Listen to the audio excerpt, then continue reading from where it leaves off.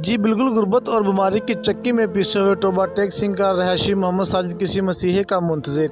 चक number 299 GB Chandu Butala Gojra road Toba Tek Singh का रहायशी मोहम्मद साजिद गुर्दों के मर्ज में मुब्तला है। मोहम्मद साजिद इलाज ना होने की वजह से दिन ब दिन अपनी ज़िंदगी की बाजी हार रहा है। मोहम्मद साजिद की बूढ़ी माँ अपने बेटे के इलाज के लिए दर की ठोकरें खाने लगी।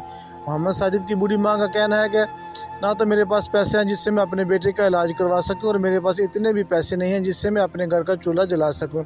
इस बूढ़ी माँ का कहना है कि हमारे गांव में बहुत सारे लोग अमीर हैं पर गरीब की कोई नहीं सुनता। सरकारी अस्पतालों के चक्कर लगाकर मैं थक गई हूँ मगर मेरी कोई बात नहीं सुनता।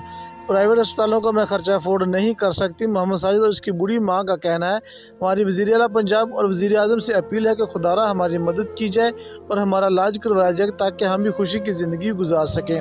कैमरामैन टीम के साथ आबिद हुसैन, रावी रंग न्यूज़, फैसलाबाद। अस्सलाम वालेकुम।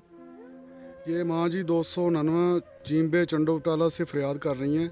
इनका बेटा बहुत शदीद बीमार है। मेरा बच्चा बीमार है, 4 साल हो गए। मैं हस्पताल में रोते मेरे कोई नहीं हो जगह जगह बेचते सारा ला दिता। मैं हस्पताल में गाली कोई नहीं सुनता। तीन बच्चे, 2 बच्चियाँ मदरसे भेज दी। हाँ जी, गवर्नमेंट को मैं अपील करनी मेरे बच्चे की किसी अच्छे डॉक्टर से इलाज होया जाए। मेरे को फरमाया है नहीं मैं कितने बच्चे ला जावा, किराया नहीं लग रहा कितने मैं ला जावा। ठीक है जी।